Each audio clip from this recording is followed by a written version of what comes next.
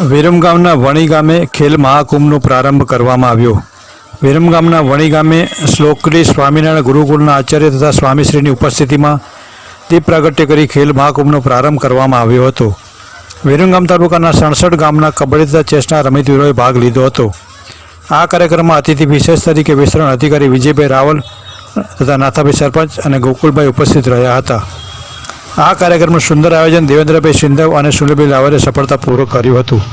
Western metro news સાથે Munna Vohra, Viramgam. Music Studio.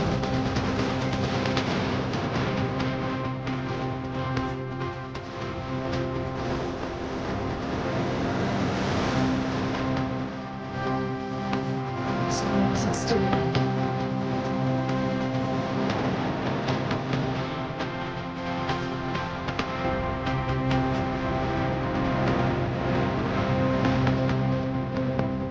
Music Studio.